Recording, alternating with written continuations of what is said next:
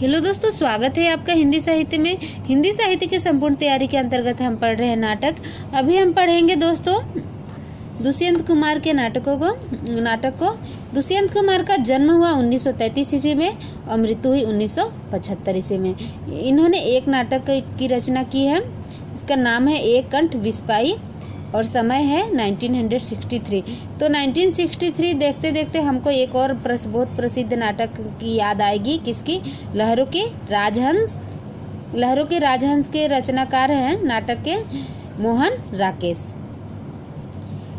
तो देखिए दोस्तों, ये एक कंठ विस्पाई नाटक में क्या होता है। इस नाटक की कथा दक्ष यज्ञ के समय पति के अपमान को देखकर सती के दग्ध होने पर आधारित है। शिव की पत्नी जो शिव के अपमानित होने पर अपने मायके में यज्ञ में जलकर अपनी आहुति दे देती है, उसी पर आधारित है, जिसका नाम है एक कंठ विस्पाई। तो देखिए हम इसको कैसे याद करेंगे।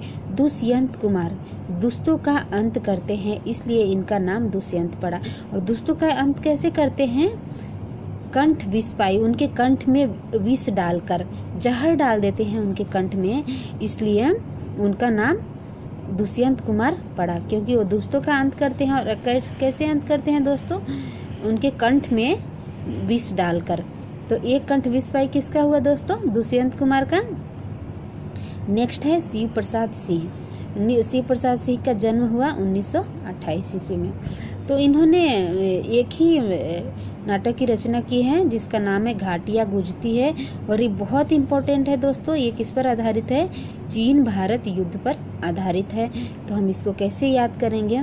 हमें पता है शिव भगवान के मंदिर में घंटियां गूंजती है।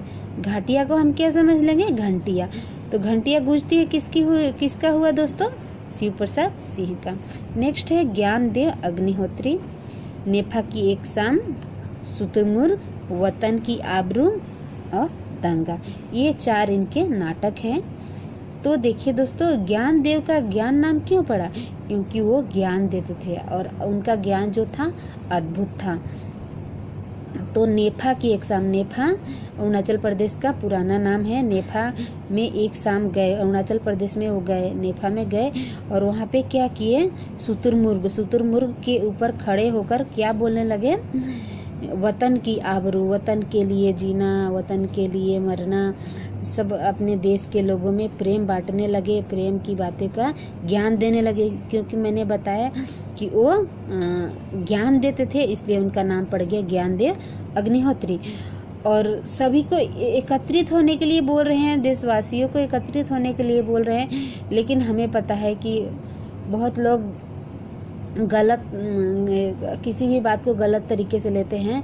तो कुछ दंगाइयों आके वहाँ पे क्या कर देते हैं? दंगा कर देते हैं। और उसके वजह से वहाँ पे नेफा में जो शुतुरमुर्ग पर बैठकर वतन के लिए वो ज्ञान देते रहते हैं, तो उस समय दंगा फैल जाता है। तो ये हुआ दोस्तों ज्ञानदेव अग्निहोत्री के नाटकों को याद करने का तरीका। नेक्स्ट है भुवनेश्वर। तो भुवनेश्वर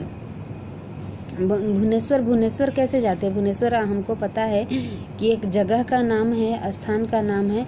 तो भुवनेश्वर का नाम डॉक्टर भुवनेश्वर का नाम भुवनेश्वर क्यों पड़ा? क्योंकि कारवा, वो एक बार कार में बैठकर वो भुवनेश्वर गए, इसलिए उनका नाम पड़ गया भुवनेश्वर। कार में बैठ के जाने के वजह से, भुवनेश्वर जाने के वजह से कभी किसी का नाम भुवनेश्वर पड़ता है दोस्तों? लेकिन यहाँ ऐसा ही हो रहा है, वो कार में बैठकर भुवनेश्वर गए, इसलिए उनका नाम पड़ गया भुवनेश्वर। नेक्स्ट है आगे। तो आगे का एक ही नाटक है दोस्तों, उत्तर प्रियदर्शी। तो जितनी बार भी मैं आगे की रचनाओं को पढ़ाती हूँ, बताती हूँ कि आगे क्या नाम आगे क्यों पड़ा? क्योंकि वो गेय थे। हर समय जितनी भी रचनाएं करते थे, वो गाना गा के करते थे। तो यहाँ पे उत्तर प्रियदर्शी जो उनका नाटक है, उसमें क्या कर रहे हैं? उत्तर की तरफ मुंह कर दिए हैं और उत्तर दिशा दर्शन कर रहे हैं, उत्तर दिशा दर्शन कर रहे हैं अपने आराध्य देव का। और क्या कर रहे हैं? गीत गा रहे हैं, गाना गा रहे हैं। तो इसलिए उत्तर प्रियदर्शी। और यह जापानी ये जो नाटक है ना, यह जापानी के आधार पर लिखा गया, इस पर गीति नाट्य है। गीति नाट्य ही लिखेंगे क्योंकि वह गेय है, गाते रहते हैं। नेक्स्ट है दोस्तों सुरेंद्र वर्मा। का नाटक। इनका प्रथम नाटक है सेतुबंध, दूसरा है द्रौपदी, तीसरा है आठवां सर्ग, छोटे सैयद, बड़े सैयद, एक दूनी दो, सूर्य की अंतिम किरण से सूर्य की पहली किरण तक, शकुंतला की अंगूठी और कैदे हयात। देखिए दोस्तों, सूर्य की अंतिम किरण से सूर्य की आखिरी किरण तक क्या है, इस नाटक में नपुंसक पति की मार्मिक कथा का चित्रण किया गया है।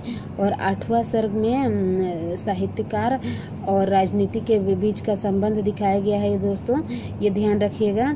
और कैदे हयात ये मिर्जा गालिब के जिंदगी पर आधारित इनका नाटक है, कैदे हयात। तो इसको भी याद रखना है क्योंकि कथा वस्तु भी पूछ लेते हैं कई बार परीक्षाओं में। तो सुरेंद्र वर्मा, सूर का अर्थ होता है वीर होना, तो सुरेंद्र वर्मा सूर कैसे हो गए?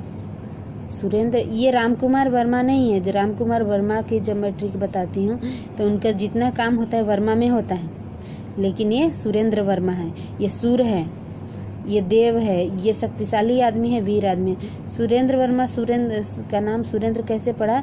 क्योंकि सेतु बंध, उन्होंने सेतु का निर्माण किया। क्या किया? सेतु का निर्माण किया।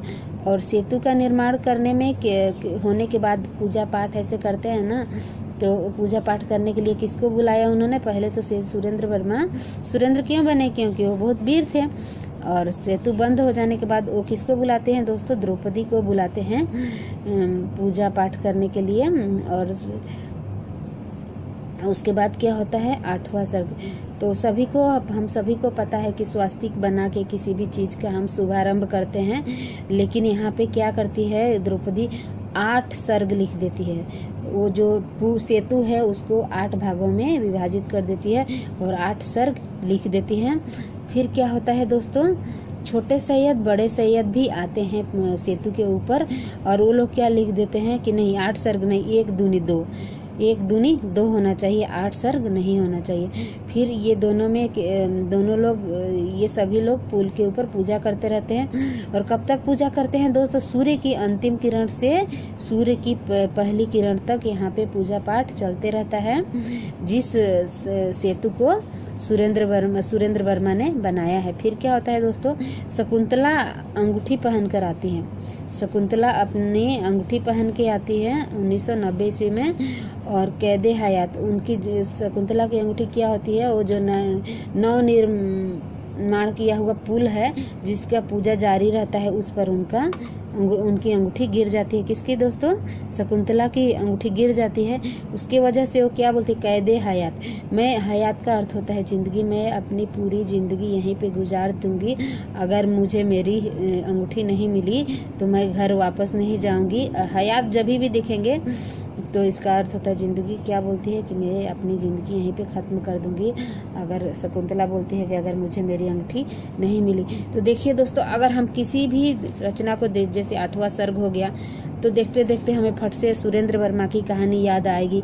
चाहे 1 दूनी 2 हो गया, तो अगर एक रचना को हम पकड़े ना, तो एक साहित्यकार की सारी रचनाएं हमें क्रम से याद हो जाएगी। आशा है दोस्तों मेरी ट्रिक आपको पसंद आ रही होगी और हिंदी साहित्य की सारी रचनाएं 1 बाय 1 आपको याद हो जाएगी। थैंक यू दोस्तों मेरी वीडियो को देखने के लिए। अगर मेरी वीडियो आपके लिए लाभप्रद साबित हो रही है तो एक लाइक का बटन जरूर दबाएं, और जितने भी स्टडी रिलेटेड व्हाट्सएप ग्रुप है उसमें ज़रूर भेजें, और हिंदी साहित्य का प्रचार प्रसार करने में मेरा साथ दें। थैंक यू दोस्तों।